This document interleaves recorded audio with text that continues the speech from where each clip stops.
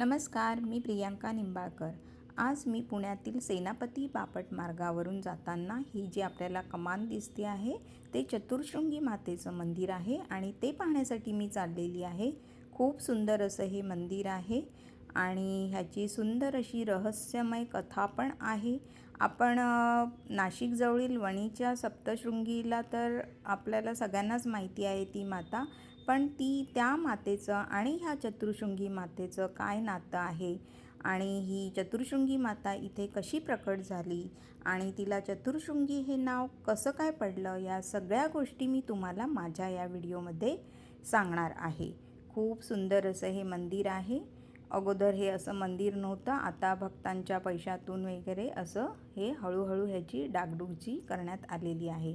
या पहा, अशा पायऱ्याही आता करण्यात आलेल्या आहेत आणि अजूनही त्यांचं काम चालू आहे। प्रथम हे गणेश मंदिर लागतं आणि अष्टविनायकांच्या त्याच्या बाजूला सगळ्या अशा मूर्त्याही आहेत। सुंदर असं हे गणपती बाप्पाचं मंदिर आहे। अगोदर तिकडे दर्शन करायचं आणि आपल्याला पुढे जायचं आहे। तर आपण वरती गेल्यावर मी तुम्हाला हे मंदिर दाखवणारच आहे, तोपर्यंत मी थोडक्यात तुम्हाला ही कथा सांगते। जवळजवळ 300 वर्षापूर्वीची ही गोष्ट आहे। पेशव्यांच्या काळामधली ही एक गोष्ट आहे।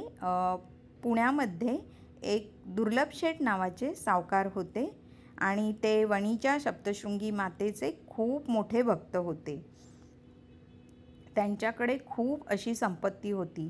त्यावेळी पेशव्यांच्या मोहिमा चालायच्या, म्हणजे वेगवेगळ्या भागावर पेशवे आक्रमण करायचे आणि त्या मोहिमेला लागणारा सगळा खर्च म्हणजेच कर्ज हे दुर्लभ सावकार पेशव्यांना द्यायचे। एवढंच नाही तर त्यांची स्वतःची एक टाकसाळ होती, म्हणजे नाणी तयार करायची मशीन। त्या काळी ते नाणी तयार करायचे, त्यांचा व्यवसाय होता तो। आणि त्यांनी त्या काळात चतुर्शृंगी रुपयाचं नाणं तयार केलं होतं। दुर्लभ शेठ सप्तशृंगी मातेचे भक्त होते। प्रत्येक महिन्याला ते मातेच्या दर्शनाला जायचे। पुण्याहून सप्तशृंगी गडाचे अंतर जवळजवळ 253 किलोमीटर एवढे आहे। दिवसामागून दिवस जात राहिले, वर्ष जात राहिली आणि दुर्लभ शेठ यांचं वयही वाढत चाललेलं होतं। त्यांना वयाच्या मानानं तेवढा प्रवास शक्य नाही होत होता।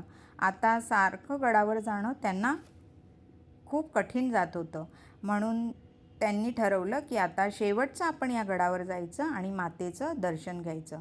आता गडावर जाण्यासाठी जशा सोयी आहेत तसं ते त्या काळात नव्हत्या आणि ते तसे त्या गडावर गेले आणि मातेच्या चरणी त्यांनी डोकं ठेवलं, मातेची पूजा केली आणि त्यांच्या डोळ्यातून अश्रू वाहू लागले। मातेकडे पाहून म्हणाले, संपूर्ण आयुष्य तुझ्या सेवेत घालवलं, पण आता मला येणं शक्य नाही, माझं शरीर मला साथ देत नाही, पण तुझ्या दर्शनाशिवाय मी जगूही शकत नाही, त्यामुळे तू काहीतरी कर। आणि ते पाया पडून परत आपल्या घरी पुण्याला गेले।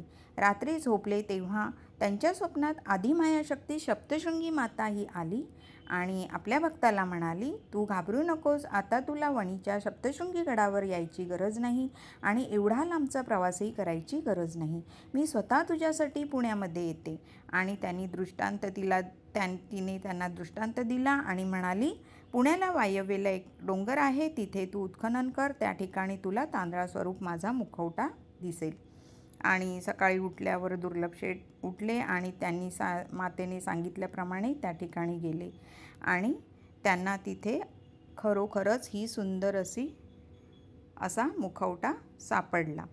म्हणजेच आज ज्या ठिकाणी ही माता इथे विराजमान आहे, इथेच त्यांना हाच मुखवटा सापडला। दुर्लभ शेठ खूप खुश झाले आणि त्यांनी इथे तिची स्थापना केली। हे पहा, आपण आता वरती आलो आहे आणि वरून हे संपूर्ण हे बघा आपल्याला पुणे दिसत आहे। खूप सुंदर असं इथे हे डोंगरावर मंदिर आहे आणि नवरात्रीला तर देवीला एवढं छान सजवतात की तिचं रूप पाहण्यासारखंच असतं। आदिमायाशक्ती नवसाला पावणारी आहे, त्यामुळे लाखो भक्तांची नवरात्रीला इथे गर्दी असते। खूप सुंदर असं हे मंदिर आहे। तुम्ही पण एकदा इकडे या आणि मातेचं दर्शन घ्या। ज्यांना कोणाला सप्तशृंगी मातेचं दर्शन घ्यायला गडावर जाता येणार नाही, तर त्यांनी पुण्यात येऊन या चतुर्शृंगी मातेचं दर्शन तुम्ही घेऊ शकता, कारण आपल्या सप्तशृंगी मातेचंच हे एक रूप आहे। सप्तशृंगी माता ही 7 शिखरांच्या मध्ये असल्या कारणाने तिला सप्तशृंगी हे नाव देण्यात आलेलं आहे। त्याचप्रमाणे ही चतुर्शृंगी माता ही 4 डोंगरांच्या मध्ये आहे, म्हणून हिलाही चतुर्शृंगी हे नाव पडलेलं आहे. नवरात्रीच्या काळामध्ये देवीला खूप सुंदर असं सजवलं जातं. सप्तशृंगी देवीची 2 नवरात्र असतात, चैत्र महिन्यातील नवरात्र आणि अश्विन महिन्यातील नवरात्र.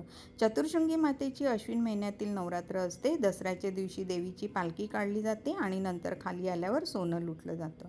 असं सुंदर असं हे मंदिर आहे. तर कसं काय वाटली तुम्हाला ही मी सांगितलेली रहस्यमय कथा? आवडली असेल तर माझ्या पर्यटन गाथा या मराठी यूट्यूब चॅनलला सबस्क्राईब करा. चला तर भेटूया पुढच्या व्हिडिओमध्ये. धन्यवाद.